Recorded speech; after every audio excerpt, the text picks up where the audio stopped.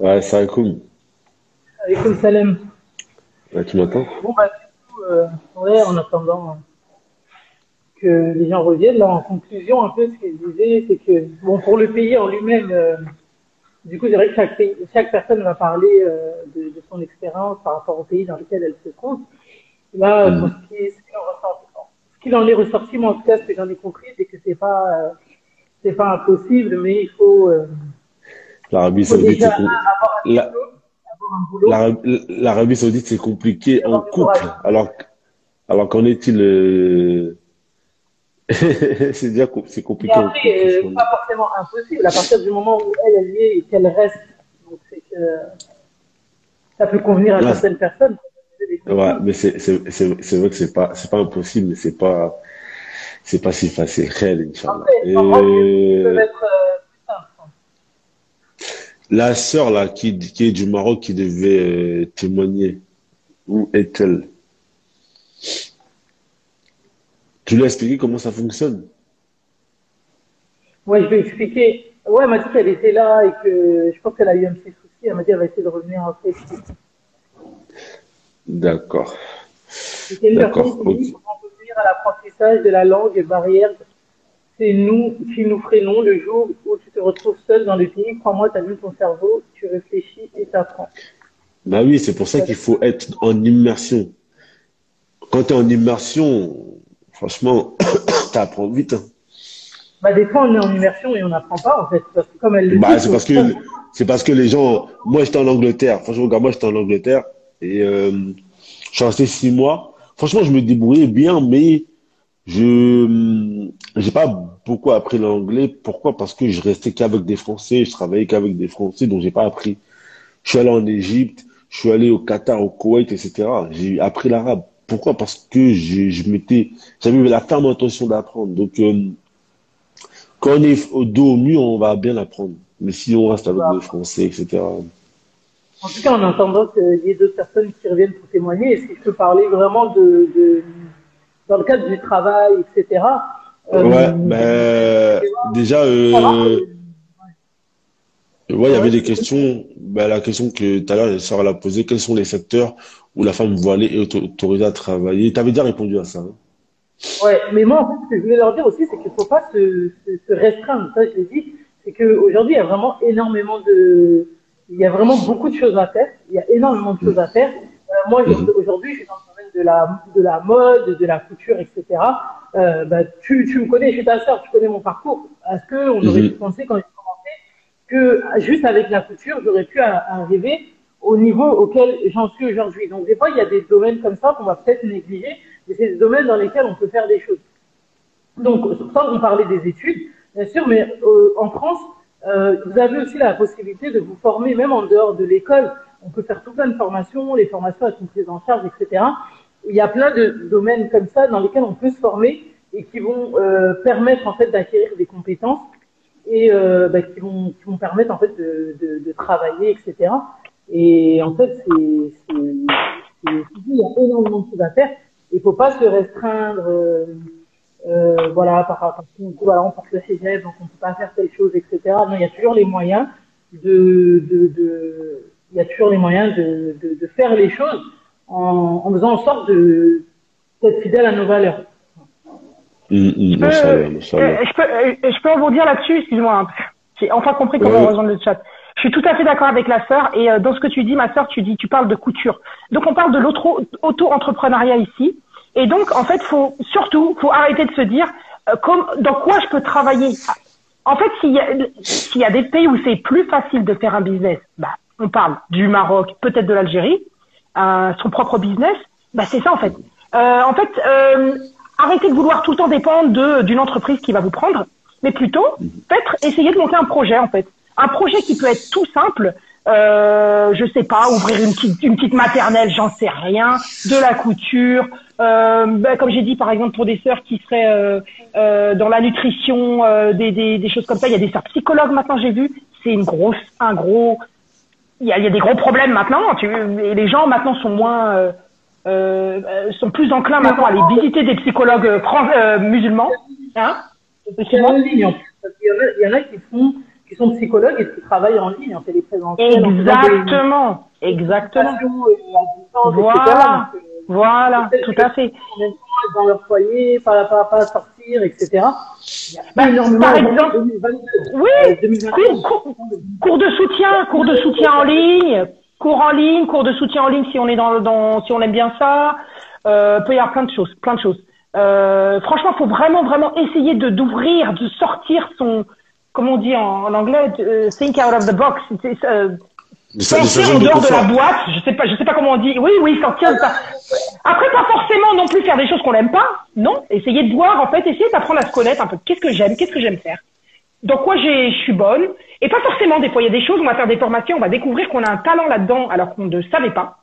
Il y a des choses comme ça, on a un intérêt, mais on ne sait pas qu'on a un talent. Donc, en fait, voilà, et essayer de, et voilà, et faire son propre, moi, je pense que faire son propre business, ça peut être mieux, peut-être. Lucratif.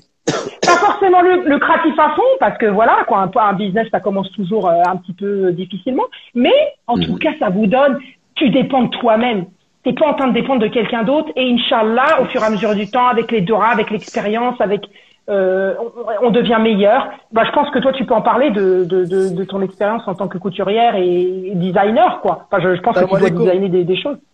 Salam alaikum, mon frère. Comment allez-vous, les amis? Cynthia. Allez, comme ça. C'est qui? Salut. Salam alaikum, mon frère. Tu voulais intervenir sur quel angle et quel axe? Oui, j'ai pas bien entendu. Qu'est-ce que tu as dit, mon frère? Tu voudrais intervenir sur quel angle et quel axe par rapport à la thématique? D'accord. En fait, je veux parler de l'entrepreneuriat dans les pays arabes. Je pense qu'il y a plusieurs gens qui sont maintenant dans le délire de créer des entreprises, mais c'est pas du tout simple. C'est pas du tout simple. Il faut vraiment accepter un échec, tu vois, un échec dans le business. Et plusieurs gens, ils n'acceptent pas l'échec, tu vois. Je pense Attention à ta caméra, ma soeur. Ouais. Je pense que plusieurs gens ne commencent pas, comment dire, ils commencent pas tout à fait le business, tu vois. Dans le premier échec, tout simplement, ils arrêtent. Ils trouvent des excuses qui sont banales. Puis je pense qu'il y a, voilà, c'est ça le problème qui est chez beaucoup de personnes. D'accord. Barakallah, mon frère. Bon, non, c'est vrai que tu es d'accord, mais bon, c'est pas vraiment la thématique du live d'aujourd'hui, mais quand tu commences, mon frère, pour ce que tu viens de dire, parce que c'est pertinent, c'est pertinent. Ouais, après pour les sœurs qui font la hijra seules, oui, voilà, c'est aussi quelque chose dans tout, comme qu'on soit en France ou qu'on soit n'importe où, si on veut faire quelque chose, faut pas perdre espoir, faut faire beaucoup de dora, et Allah facilite souvent par des voies qu'on ne soupçonne pas. Et voilà, quoi, Inch'Allah. C'est vrai qu'il faut pas s'arrêter à l'échec, comme dans la hijra, en fait, dans la hijra elle-même.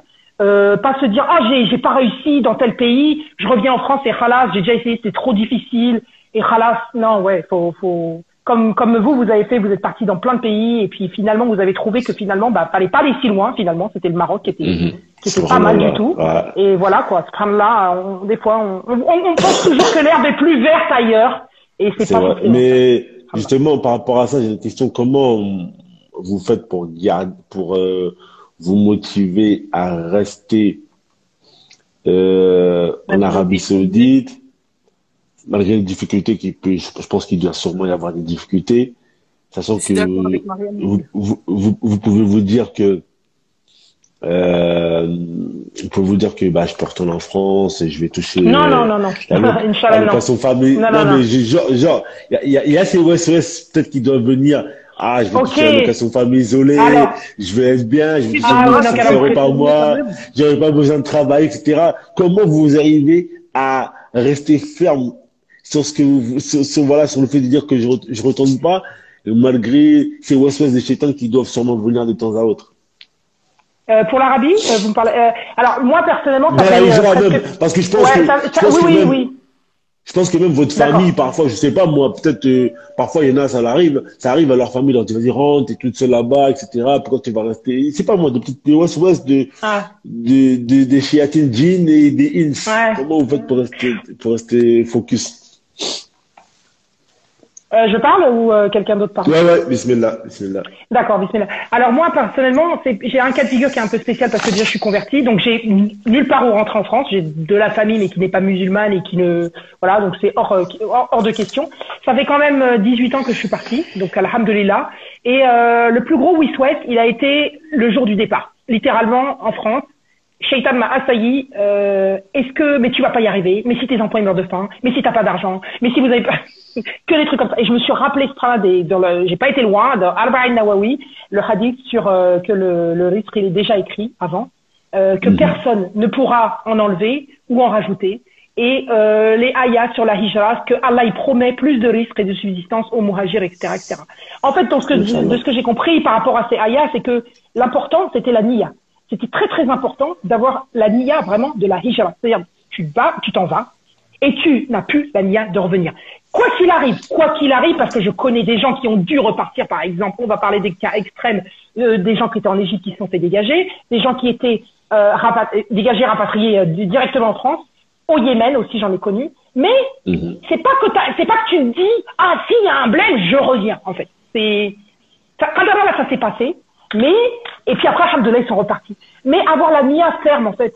Pas se dire, si ça marche pas, je reviens. Bon, moi, c'est mon avis, je sais pas après. Mais, je pense que c'est important. Et je vous dirais, et vraiment, faut pas aller chercher très loin. Vraiment, vraiment. Je dirais que les doigts, au dernier tiers de la nuit. Mais vraiment, Allahumma barak, quand je vous dis que, en fait, on appelle ça un miracle, mais en fait, c'est ce qu'Allah nous a enseigné. Faites doha au dernier tiers de la nuit, surtout quand vous avez, forcément, je sais bien qu'on est tous, voilà, on fait pas tout le temps, on se lève pas tout le temps pour la salade au dernier tiers de la nuit. Mais, au moins dans les moments de détresse, les moments où, par exemple, ça m'est arrivé plusieurs fois ça, perdre son boulot, ça veut dire que je dois dégager, que je vais perdre mon iqama, je n'ai plus d'argent, on n'a plus d'argent sur notre compte. Qu'est-ce qu'on fait? Parce ça nous a tout bouffé les Émirats, etc., etc. Et subhanallah, finalement, Allah a à chaque fois ouvert une porte. Et donc, ne pas, les doigts, c'est qui donne? C'est Allah Azza wa Jal. Et surtout le dernier tiers de la nuit. Franchement, je le conseille. C'est pas moi qui le conseille, mais Allah dit, Excusez-moi. Durant votre hijra, ça fait combien de temps que vous avez fait la hijra? À peu près 2004, donc ça fait 2014. Ça fait presque 17 ans. Ouais, 17 ans.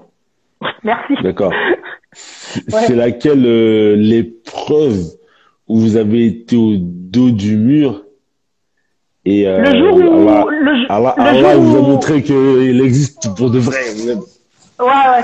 Les jours où je suis partie aux Émirats, donc j'ai eu une offre aux Émirats parce que l'Égypte, je supportais plus trop l'Égypte.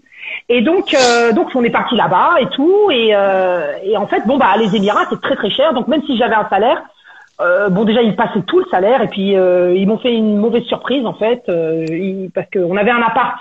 Les profs ils sont placés dans des apparts, mais moi comme j'ai pris un appart, ils partagent normalement.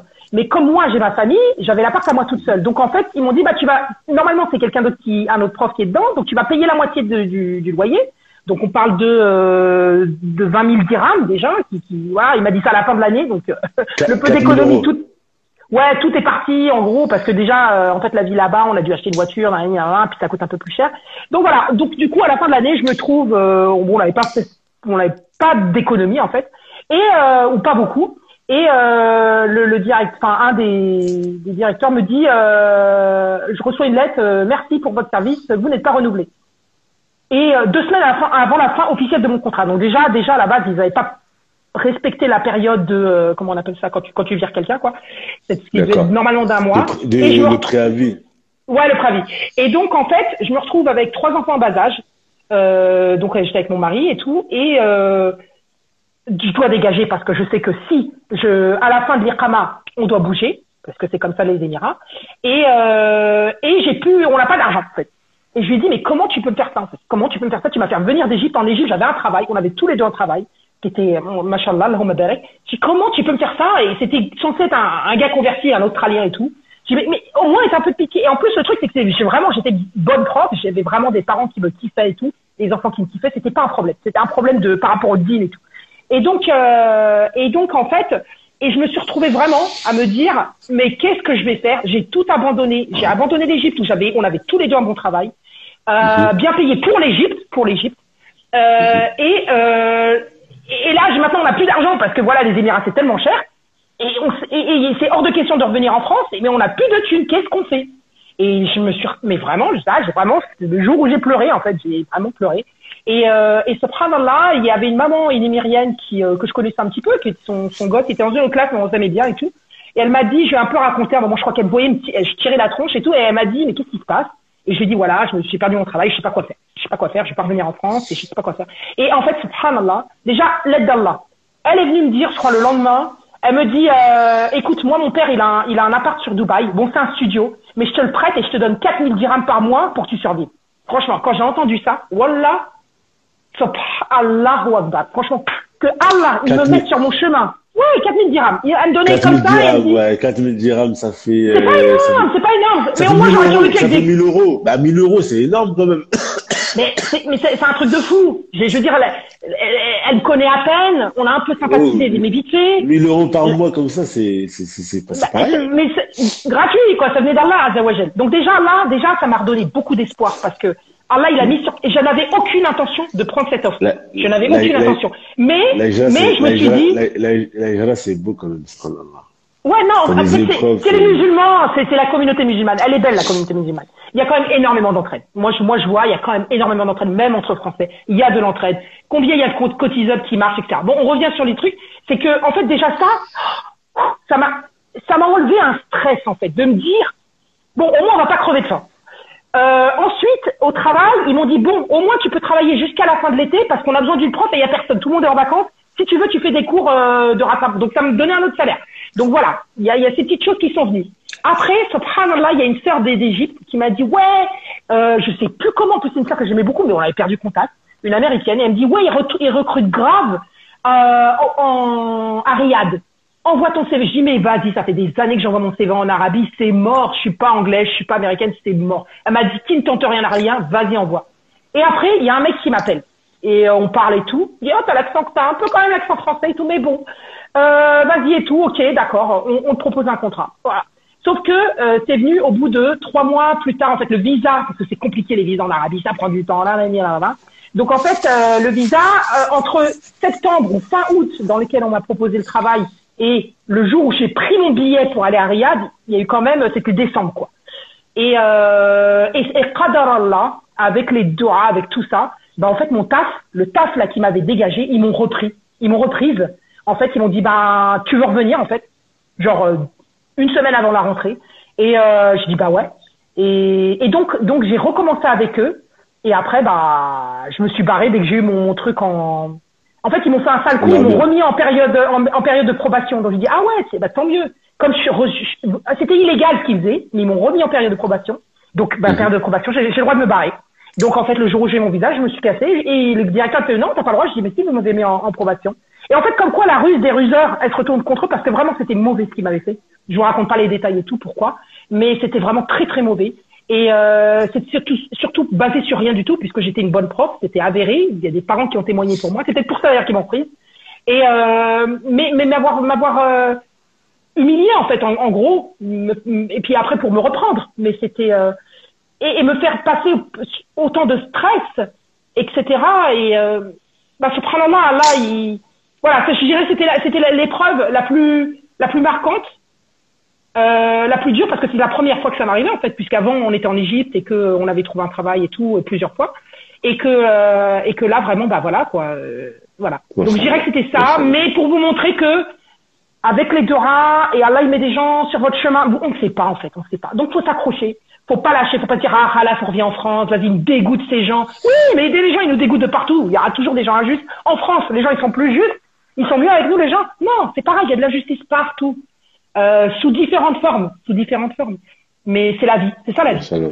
Voilà, je dirais que ça faut pas l'oublier parce que souvent aussi c'est qu'il y a un truc, c'est que les gens, bon c'est certes la France, voilà c'est le pays où on a grandi, on a vécu, on a entre guillemets une sécurité là-bas parce que c'est l'endroit qu'on connaît, mais on est aussi éprouvé en France quoi, parce que j'ai l'impression que souvent quand il se passe des choses, des épreuves et que ça se passe ailleurs, bah, on dirait que les mêmes choses se passent en France, mais quand c'est en France, on dirait que c'est pas grave, mais quand c'est ailleurs, là, ça devient grave, en fait.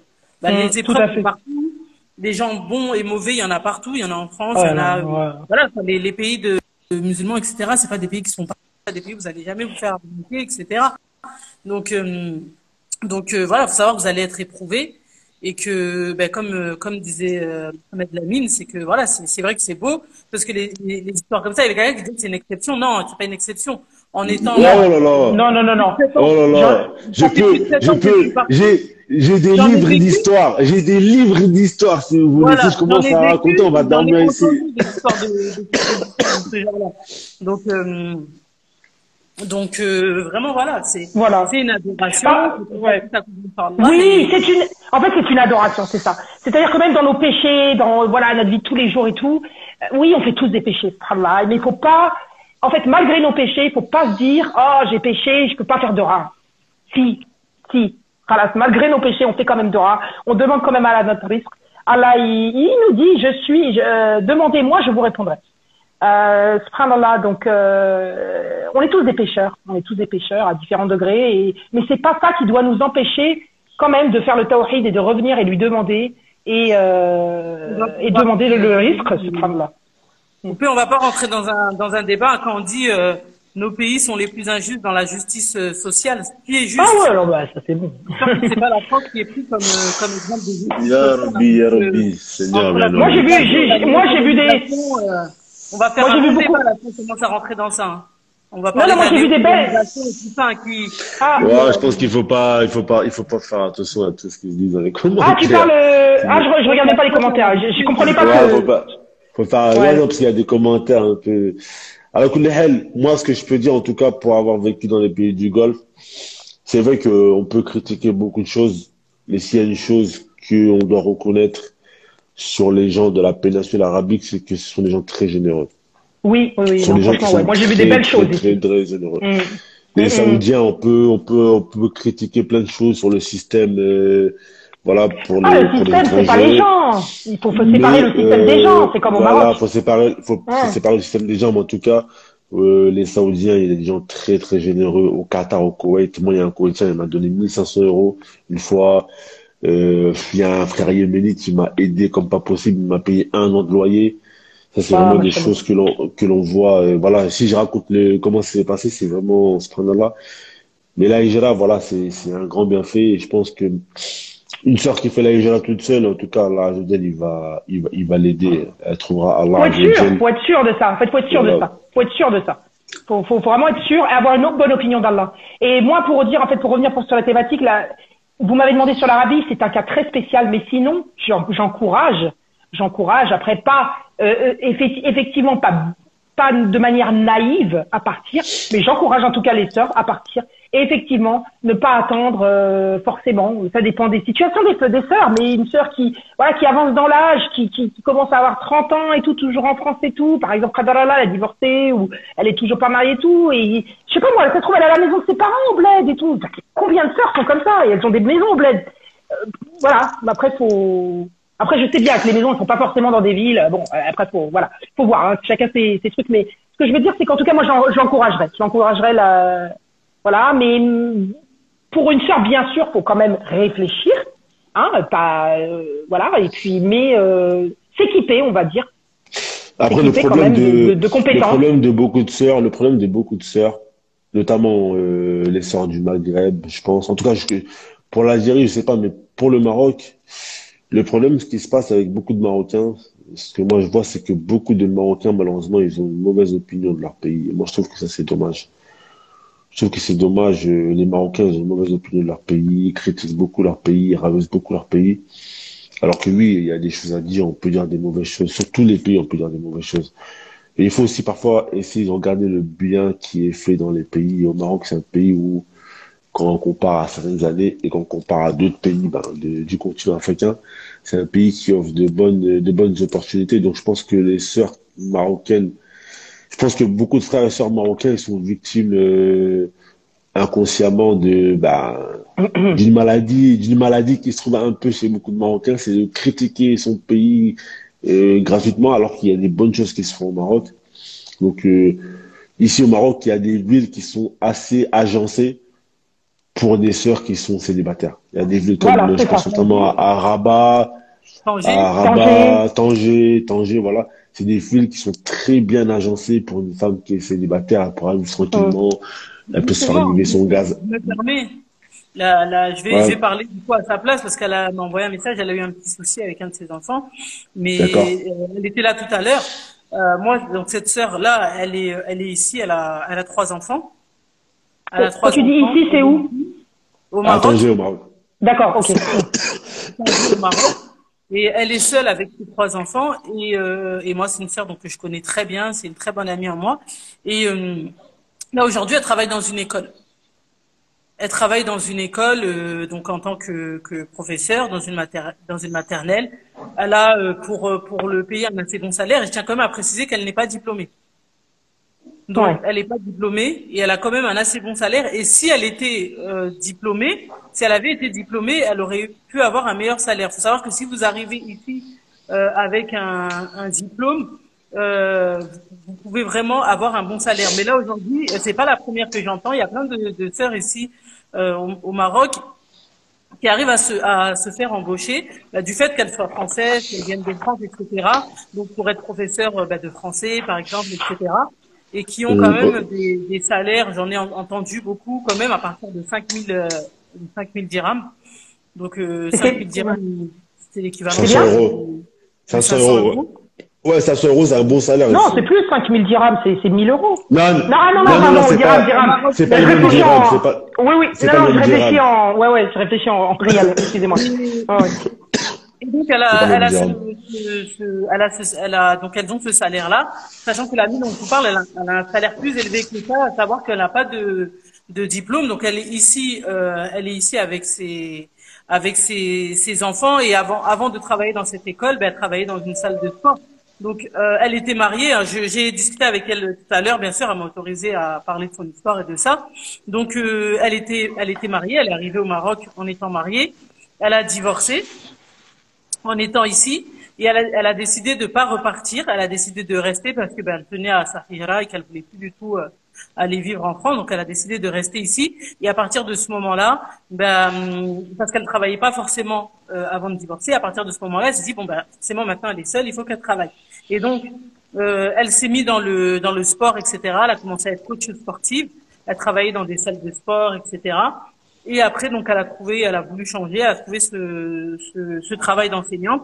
Et là, donc, elle entame, je crois, sa 3e année, sa 2e ou sa 3e année dans cette école.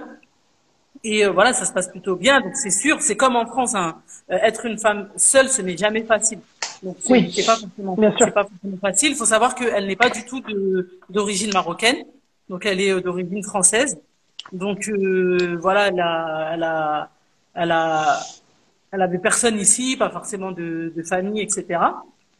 Et donc voilà, c'est pour vous dire que elle a été courageuse, elle a vu des offres, elle est partie postuler, elle est partie à droite, à gauche, et elle a trouvé un travail. Aujourd'hui, voilà, elle a son travail.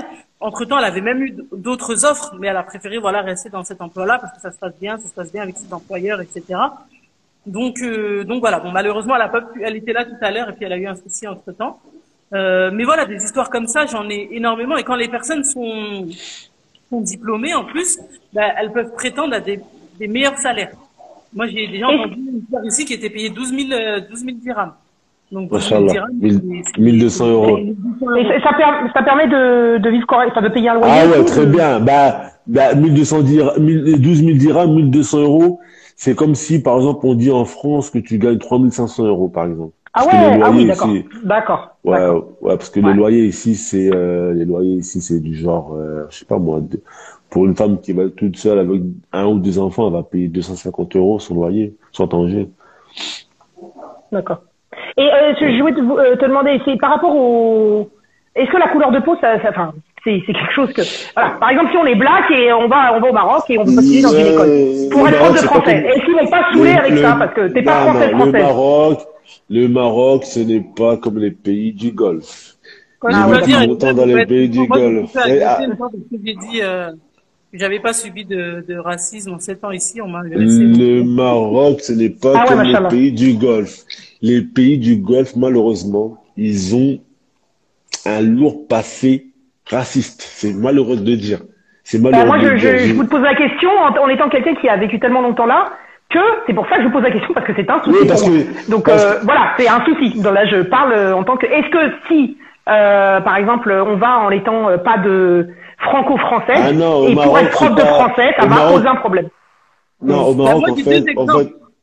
J'ai deux exemples par rapport à ça. Déjà, c'était la deuxième année que j'étais là, j'ai inscrite ma fille dans une école ici, marocaine, et il y avait une sœur qui travaillait dans cette école. C'était une sœur d'origine comorienne. Pardon? Et c'était une sœur française d'origine comorienne, D'accord. donc noire, Ah qui ouais, travaillait pas de dans problème. l'école D'accord. de ma fille, et ça se passait très bien. Et donc elle a décidé, elle était là déjà depuis plusieurs années, elle a décidé de partir après. Et quand elle a parti, tout le monde était triste, tous les professeurs, l'équipe enseignante, etc. Parce que elle a décidé d'aller aux Comores. Voilà, il y a un autre exemple, c'est pareil, c'était dans une autre école marocaine, et cette sœur-là, bon, je la connais pas personnellement, mais je sais qu'elle est enseignante ici, elle travaille beaucoup dans des écoles marocaines, et c'est une sœur d'origine malienne. Et voilà, elle travaille. Donc moi, je suis pour dire que le racisme envers les Noirs, il existe partout dans le monde. Oui. Il existe partout. Maintenant, moi, on m'a déjà demandé, oui, mais les enfants, on va pas leur jeter des cailloux à l'école parce qu'ils sont noirs ou quoi. Non, voilà, c'est pas. Moi, personnellement, voilà, c'est pas quelque chose que mon frère aussi ici. Moi, je suis pas centré que sur les Français. Je pense que je côtoie même plus de Marocains que de Français pour ma part, puisque j'étudie avec des Marocains, je travaille avec des Marocains, etc. Dans l'école où je suis, il y a également une Sénégalaise, etc. Donc qui ne vient même pas de France, qui vient du Sénégal. Et ça se passe bien pour elle. en fait, Après, voilà. le Maroc, c'est totalement différent des pays du Golfe. Parce que les pays du D'accord. Golfe, il y a un gros problème dans le sens où les pays du Golfe, on te juge. Ah En oui, fait, ta c'est couleur de peau. totalement différent. On te juge à ta couleur de peau, à ton Oui, passeport, oui. etc. Et moi, ce que j'ai aimé ici au Maroc, et ça, je le dis tout le temps, parce que plusieurs fois, les gens m'ont dit, oui, pourquoi tu vas vivre au Maroc alors qu'ils n'aiment pas les Noirs, etc. Au Maroc, il n'y a pas ce jugement-là à ta couleur de peau, à ton origine, etc. Non, il n'y a pas ça. Le Maroc, malheureusement, c'est malheureux, je le dis, c'est malheureux. Dans les pays du Golfe, ils sont très orgueilleux, malheureusement. C'est dur, ils sont très orgueilleux. Au Maroc, les gens sont très modestes. C'est totalement le contraire. Les gens sont très, très modestes. Et ces gens ils n'ont pas d'orgueil. Donc, un noir, il vit tranquillement ici. Il a pas de problème. Il n'y a pas de souci. Ok. Après, voilà, comme dans tous les pays, il peut y avoir du racisme. Mais moi, ici, je fais des études de kinésithérapie. Et j'ai des patients qui sont, voilà, la plupart des patients, c'est des Marocains blancs. Et moi, je suis noir. Et j'ai pas de Il y a problème, aussi quelque etc. chose que je veux dire par rapport au Maroc, c'est que justement la différence par rapport à ce qu'on disait tout à l'heure avec peut-être les pays du Golfe, c'est que je trouve que tu peux plus, tu te sens, tu peux plus facilement te sentir chez toi. Parce que déjà le fait qu'il soit accueillant, etc. Mais je sais pas comment expliquer ce sentiment, mais tu peux plus te sentir chez toi, vraiment sur le long terme. Et aussi, tu peux te lier d'amitié facilement avec des Marocains, avec des Marocaines, etc. Tu vois, ils sont pas fermés sur ça. Moi, Non, les Marocains sont gentils. Franchement, ils sont gentils. Franchement, j'ai fait longtemps au Yémen. J'ai fait des années en Yémen. J'ai fait des années en Égypte. Je suis parti au Qatar, au Koweït, aux Émirats, etc. Et là, moi, j'ai repris mes études avec les Marocains. Je suis en cours au Maroc. Ils font spécialement attention. Nous, on est deux noirs dans ma classe. Et ils font spécialement attention à nous. Le prof, il fait attention que l'on puisse bien comprendre, etc. Exactement. Franchement, les gens, ils sont super. Non, les Marocains sont trop gentils. Moi, ça m'avait trop touché quand je suis arrivé au Maroc. Surtout dans la région d'Agadir. Le manque de racisme. Ah ouais. Surtout dans la région d'Agadir. J'appréhendais beaucoup de par ce qu'on entend, etc. Surtout dans la région d'Agadir, je marchais avec mes enfants dans la rue, les gens ils viennent, ils donnent de l'argent à mes enfants, ils leur font des bisous, ils sont contents de voir. Et il y a beaucoup de Marocains noirs, c'est ça, il y a beaucoup de Marocains noirs, surtout dans le sud du Maroc. Il y a énormément de Marocains là. Donc, non, franchement, le Maroc, c'est un pays très ouvert et voilà. Je suis occupée. Et ils sont beaucoup. En fait, c'est le truc, c'est quoi? C'est que les Marocains, dans leur culture, etc., ils sont beaucoup plus proches de nous, les Occidentaux, que des Arabes du Golfe, en fait. C'est pour ça qu'en fait, qu'ils sont beaucoup plus proches. On a beaucoup plus de similitudes avec des Marocains qu'avec les Arabes du Golfe. Voilà C'est sûr. pourquoi vivre au Maroc, c'est beaucoup plus, je pense que c'est beaucoup plus C'est facile, ouais, simple c'est pour nous. facile, ouais, voilà. C'est plus facile parce qu'on a beaucoup plus de similitudes. Un Marocain, ouais, on a beaucoup plus de Les similitudes. Marocains, Parce qu'en fait, ils se sentent africains, contrairement Oui, à ce que c'est ça aussi. Mm. Oui, oui, oui. moi, ce que Moi, beaucoup de gens disent, les Marocains, ils se sentent africains. Donc, quand ils voient, ils vont voir, ah, tu viens d'où, tel pays, ah, tu viens du Gabon, ah, mais directement, on parlait, ah, mais à Ali Bongo, mais etc., etc. Donc, ouais, voilà. moi, Ah, bah, direct, mashallah, barakallahu fik. dès que les gens ils voient que je viens du Gabon, ils me parlent de mon président, ils parlent du président de mon pays parce que c'est un grand ami du roi du Maroc, etc. Donc, non, après, j'ai franchement, envie de dire, la terre, elle est vaste. Donc Oui, oui, là, bien le sûr. but, c'est même pas de faire, si vous sentez que bah, vous voulez pas aller dans un pays maghrébin, alors, comme il y a des gens qui le disent depuis tout à l'heure, mais ouais, vous pouvez aller dans les pays d'Afrique noire, il y a le Sénégal, il y a le Mali, voilà, il y a plein de pays. Moi, j'ai une amie qui est au Sénégal et voilà, je connais d'autres personnes qui sont au Sénégal et ça se passe bien pour eux. Il y a Et l'Asie là-bas aussi. aussi, il y a des choses à faire en Afrique. Et c'est vrai que c'est des pays qui ont été aussi négligés aussi beaucoup parce que ben tout le monde suivait la mode. Parce que voilà, tout le monde allait en Égypte à une époque, les gens allaient là en une époque, etc. Mais le but c'est pas de dire oui venez juste au Maroc ou allez juste dans les pays arabes. Là le but c'est de dire aux gens bah, et si Bougez. vous voulez partir, essayez de partir, bien sûr en trouvant le pays qui vous convient à vous. Après voilà, là aussi on parle. Là le sujet c'est quoi? C'est de parler des femmes seules. Moi personnellement, je connais pas les pays d'Afrique noire au point de voilà. Si je parle du Maroc, je vis au Maroc, je peux parler du Maroc. Je sais pas. On attend les témoignages. S'il y a des gens qui y sont pour dire comment ça peut bah se oui, passer pour une femme seule justement. Nous c'est ça qu'on veut que exactement. viennent témoigner et le disent. Celle qui veut monter pour nous témoigner, pour nous dire comment ça se passe au Sénégal, au Mali, en Guinée, faut venir. C'est dommage, elle est pas là. Elle qui a fait quelques mois au Mali, elle aurait pu dire un peu pour une femme seule comment Il y a ça peut être. Mauritanie aussi. Mauritanie aussi, ouais. Il y Ouais, a aussi Mauritanie aussi. ouais, après c'est un petit peu.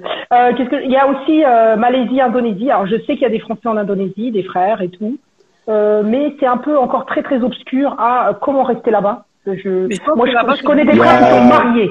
C'est marié, il y ils a sont un mariés, les frère, frères. là-bas, je pense. Alors pour une femme Hein? seule, Ouais, j'avais je fait un pense que live, j'avais fait un ah, live avec le frère Djibril de Banafrica. Il avait parlé un peu, mais c'est compliqué, hein. Ouf, ah, c'est compliqué, ça a l'air compliqué, ouais.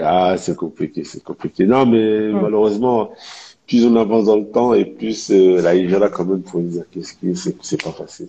la sœur qui est au C'est pour ça, Sénégal, si tu veux te manifester et venir témoigner, il n'y a pas de problème, avec plaisir, au contraire. franchement, c'est, Hmm. Donc il y a quelqu'un qui dit je connais des sœurs en Malaisie, c'est très bien, mais c'est compliqué. Ouais, voilà, moi je pense que ça doit être forcément aussi. Ah, si. Je connais quelqu'un qui a ouvert un business là-bas. Donc en fait, oui. Mais c'est bon. Comme partout, c'est un peu compliqué. La paperasse dans tous les pays. Je crois même qu'en France aussi, c'est compliqué. Donc faut jamais se dire voilà, ça va être tout facile. Oui, je connais moi un couple qui est là-bas, c'est vrai. Bah, qui ont quand même Allahumma barak ouvert un restaurant. Donc il y en a plus, voilà, restauration, il y a ceux qui vont aussi, qui mettent un pied en Malaisie, comment au début en ayant un visa d'étudiant, parce que ça vous permet d'aller en Malaisie, de bénéficier parce qu'il y a une carte spéciale étudiant, donc vous avez grave des réductions partout, et ça permet d'avoir un iqama pendant un certain nombre d'années. Et après, voilà, s'inscrire dans une université en fait pour avoir un premier pied dedans. Mais bon, après, faut avoir des économies, forcément. Et parce que je crois qu'officiellement, un étudiant n'a pas le droit de travailler, un étudiant étranger. Donc ça, c'est compliqué. Donc c'est des choses aussi, mais possibilité d'ouvrir. Pardon? mais pour L'idée, ouais, revenir c'est un bien de peu, renseigner, pareil avant de partir quelque part de toute manière. Ouais, là, faut pour vraiment revenir, s'enseigner, voilà. pour revenir un peu, on va dire, pour recentrer le live, Bah, vous êtes deux sœurs et vous avez l'air d'être des anciennes. Aujourd'hui, donc, on a plusieurs sœurs en France qui galèrent un peu, qui pensent que, voilà, en plus, vous êtes vous deux convertis.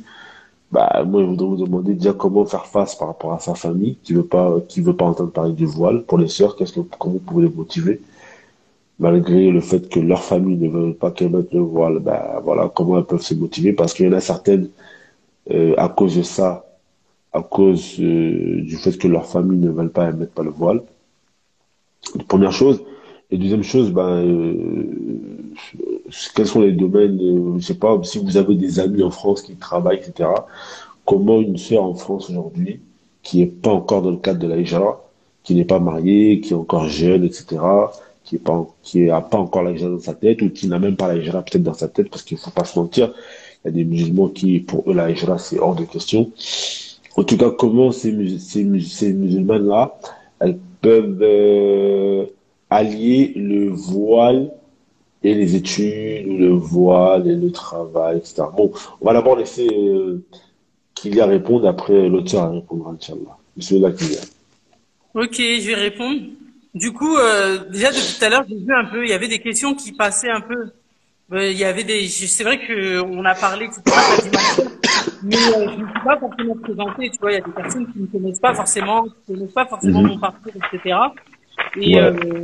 moi, voilà, je parle sur mon compte souvent de mon parcours et tout ça, parce que mon but c'est de motiver les sœurs et de leur montrer que voilà, c'est possible. Donc rapidement, déjà, je vais commencer par ça. Et je vais commencer par ça, et puis ça va un peu aussi répondre du coup à la question, parce qu'il y a l'histoire du voile dedans. Moi, pour voilà ceux qui me connaissent pas, donc je suis la sœur de Mohamed Lamine et je suis sa grande sœur, je précise. Et j'ai ma propre entreprise. J'ai ma propre entreprise depuis plusieurs années et alhamdoulilah, c'est une entreprise qui se développe d'année en année. Et aujourd'hui, j'ai même une équipe, donc j'emploie des personnes au sein de mon entreprise. Et par la grâce d'Allah, j'ai eu la possibilité de faire tout ça. Donc en ne sacrifiant pas mes valeurs. Et moi, ça c'est vraiment ce qui était important pour moi quand je me suis lancée. Donc moi, il faut savoir que donc quand j'étais plus jeune et que j'étais en France, je faisais des études. Donc j'étais dans ma famille parmi celles qui étaient, on va dire, voilà, mon avenir, ça, c'était de faire des grandes études, etc. et tout. Ma mère, elle posait beaucoup d'espoir sur moi. Et donc et ce qui s'est passé, c'est que je me suis convertie très jeune et j'ai pas porté le hijab directement, donc j'ai continué un peu mes études, etc. Mais c'est vrai qu'à un moment, j'ai arrêté les études, justement par rapport au fait que je portais que j'ai mis le hijab et pareil le monde du travail, etc. En fait,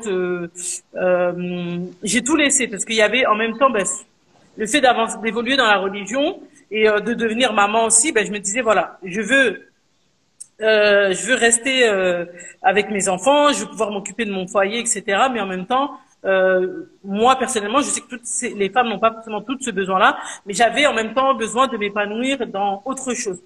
Et donc j'ai laissé le travail. C'est vrai que j'étais un peu dans la situation dans laquelle se retrouvent beaucoup de femmes aujourd'hui. Je me disais, en fait, c'est mort.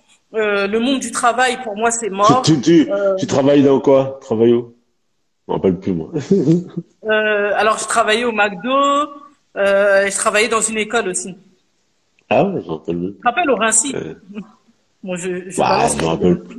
Je me rappelle plus, je me rappelle plus. Ah ouais, je me rappelle plus. D'accord. Et donc voilà, j'ai arrêté les études, j'ai arrêté le travail, etc. Et moi, donc là, mon entreprise, en fait, aujourd'hui, c'est pour vous dire que en plus, c'est un domaine. Mais tu vas se dire, mais tu peux faire une entreprise qui va se développer dans ce domaine-là. Je suis dans la couture.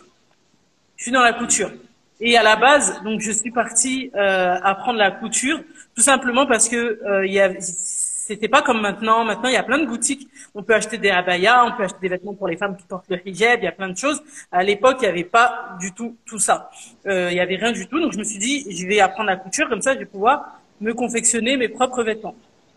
Donc de fil en aiguille, je faisais des choses pour les amis. Vous savez, on est sollicité par-ci par-là. Il y a des amis qui me demandaient de faire des choses et qui m'ont dit mais franchement tu devrais te lancer. Ce que tu fais c'est vraiment top et tout ça. Donc c'est comme ça que j'ai commencé à commercialiser mes confections. Ça a bien fonctionné, mais c'était encore voilà un petit truc qu'on fait.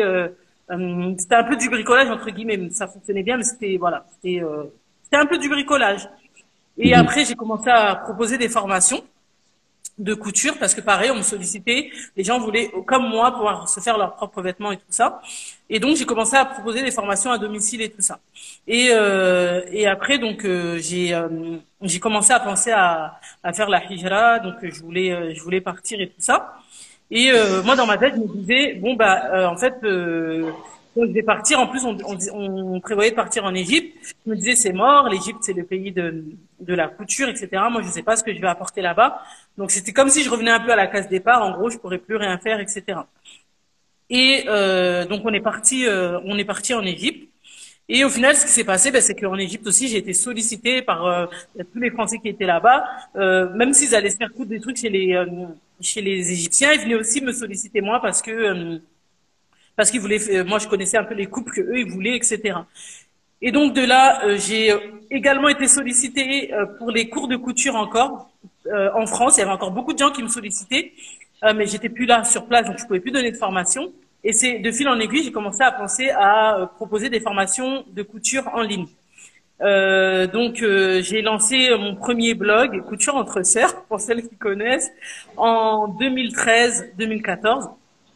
Et donc d'année en année, ça a évolué. J'ai d'abord embauché une première personne, puis une deuxième pour m'assister. Après, il y a des personnes pour gérer les réseaux. Aujourd'hui, j'ai des professeurs mentors qui gèrent les élèves, qui font le suivi, etc. Donc aujourd'hui, c'est carrément devenu un institut de formation. Là, j'ai mon atelier, mon local donc sur Tanger. Donc c'est pour vous montrer qu'au final, c'était un peu du bricolage, mais avec le temps, ça a évolué. Avec le temps, je me suis rendu compte. En fait, ma mentalité, elle a changé. Je me suis rendu compte que, en fait, le fait de porter le hijab, c'est pas un obstacle. C'est vrai que souvent, pour dire la vérité, en France, la société va nous rejeter. Mais aujourd'hui, avec le temps et avec les outils qu'on a, de l'internet, il y a plein de mentalités aussi qui se développent. Même si c'est vrai que il y a beaucoup de les médias, etc., qui font du bruit. Mais aujourd'hui, moi, je me disais, il y a 2-3 jours encore, je disais des témoignages de personnes qui travaillent dans des sociétés en France avec leur hijab, et qui font des métiers genre ingénieurs, etc. Donc moi, avec le temps, en fait, ma mentalité, elle a changé. C'est vrai que pour mon cas, donc je suis dans un pays musulman, donc forcément, c'est pas la même chose. Mais ce que je fais aujourd'hui, je pourrais le faire en France. Vu que moi, je suis mon propre patron, je travaille dans mon propre bureau et aujourd'hui même, je crée de l'emploi.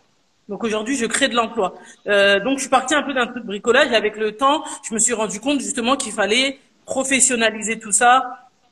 Que c'est pas parce que j'avais un hijab que je pouvais pas le faire et que au contraire je voulais en faire une force et montrer aux femmes qui sont comme moi que on peut le faire, on peut y arriver tout en restant fidèle à nos valeurs. Moi ça va encore plus loin, moi, mais par exemple le fait de vouloir rester auprès de mes enfants, etc.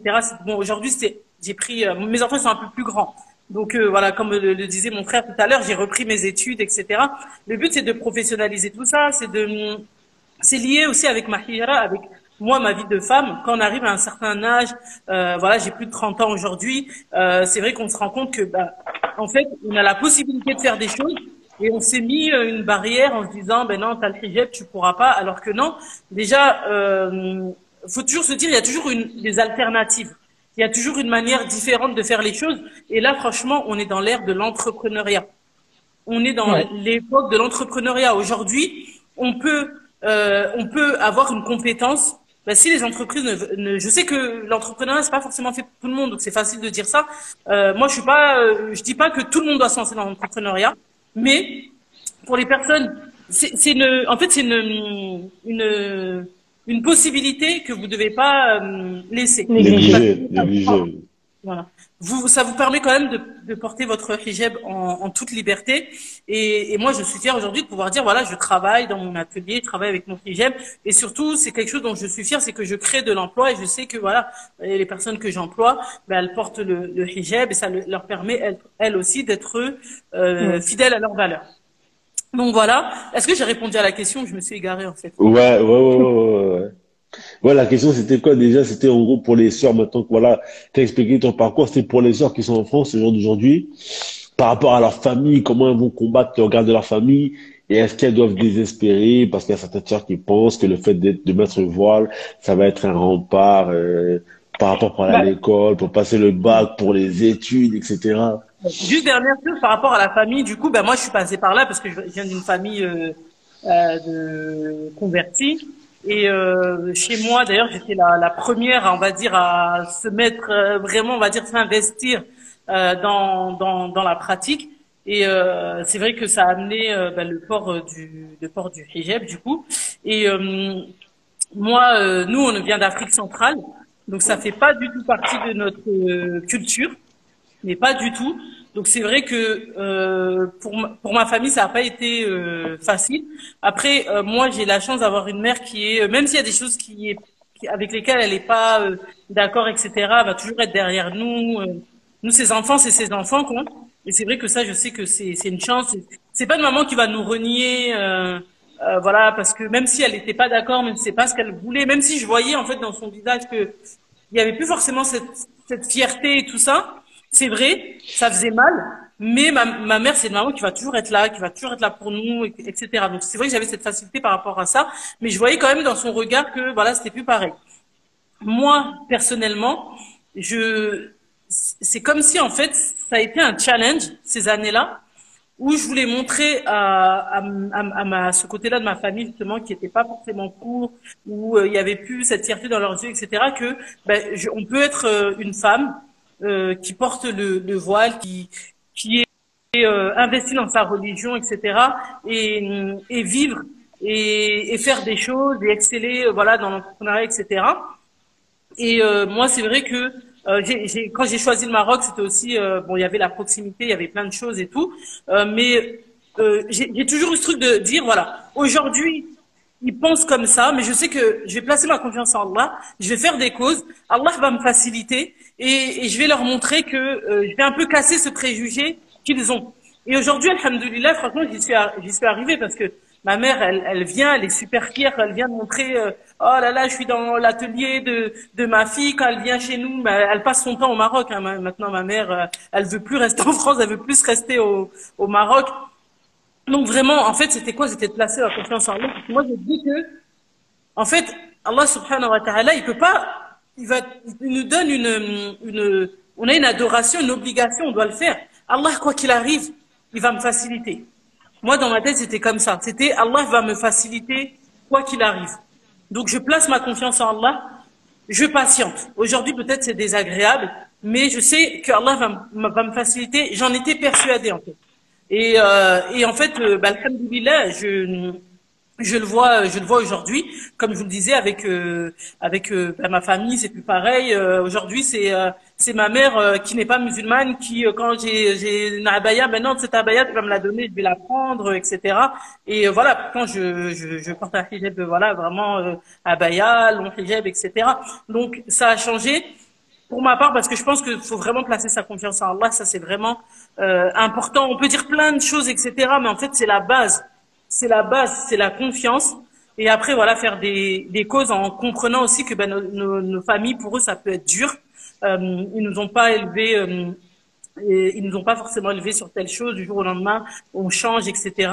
Ils vivent en France, ils entendent plein de choses à la télé. Ça peut leur faire peur, etc. Donc voilà, placer sa confiance en Allah et vraiment patienter. Voilà ce que je peux dire. La sœur, si elle a des choses à apporter aussi. Moi, je suis convertie, donc mais ce qui m'a facilité dans ma conversion, alors que moi, par contre, moi, c'est pas du tout accepté, c'est que je vivais en CTU en fait. Donc je dirais que vous m'entendez, c'est bon? Ouais, oui. Cité universitaire. Ouais, je vivais en cité universitaire. Je faisais déjà mes études. Enfin, j'étais pas avec ma mère, donc ça a facilité le fait d'être seule et donc de pouvoir m'habiller comme je veux. Après, ma mère au début elle m'a dit t'es plus ma fille, etc. Donc ça a été des difficultés. Donc j'ai dû quand même garder les liens de parenté, etc. Faire quand même des efforts et la visiter, même si c'était très dur. Mais le dîn, il y a rien sans. On peut pas cacher la vérité. Il y a rien sans patience. Il y a rien sans comme elle dit, elle a dit qu'il y a sans patience, sans persévérance, sans tawakkul, sans dua. Allah, il le dit dans le Coran, je crois que c'est Surat Ibrahim, que il va nous éprouver tous. Que vous n'allez pas dire amanna et que croyez-vous que vous allez dire nous croyons et que vous n'allez pas être éprouvés. On va tous être éprouvés. Et donc ça c'est quelque chose c'est une réalité déjà qu'il faut savoir dans la religion, et que ces épreuves elles peuvent être au début mais elles ne s'arrêtent pas. Et même si après, une fois qu'on a mis le hijab et par exemple on a même fait la hijra, ça n'empêche pas peut y avoir des retours en arrière, pour avoir des abandons. Donc c'est un combat de toute la vie. C'est un combat de toute la vie. Et il faut jamais se dire ça y est, c'est bon maintenant, je suis mariée, ça y est, j'ai mon hijab, c'est bon, que ça va pas avoir des épreuves. Mais je dirais peut-être pour les sœurs en France qui sont vraiment éprouvées là-dedans, peut-être trouver des solutions comme ça. Par exemple, tu fais des études, essayer d'aller en cité U si c'est possible. Comme ça au moins. Après je sais pas, en même temps je conseille ça, mais la cité U c'est l'endroit de tous les vices. Donc en fait je sais pas par là si je conseille une bonne chose. Mais je sais pas, enfin il faut voir si c'est possible, je sais pas, pour pouvoir s'habiller comme on veut, pour pouvoir peut-être pratiquer comme on veut. Essayer par exemple de switcher sur des études à distance. Comme ça, parce que maintenant il y a vraiment ces opportunités, et il y a énormément d'opportunités pour faire ces études sans forcément aller être dans la mixité. Donc ça c'est des choses aussi avant à mon époque c'était pas du tout le cas. Maintenant c'est vraiment quelque chose de tout à fait normal.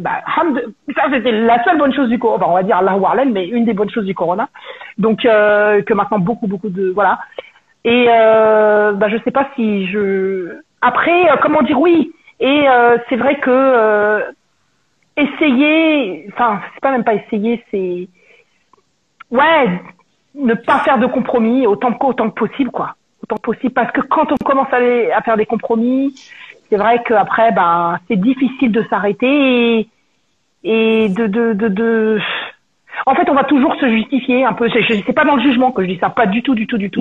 Mais en fait, on commence à faire un compromis là, et puis après il y a un autre qui va arriver, et un autre, et puis jusqu'à le jour où, voilà quoi, on compromet beaucoup de notre religion. Et oui, on croit, on ne met pas ça en question, mais beaucoup de compromis. C'est pour ça que la hijra, c'est vraiment une solution.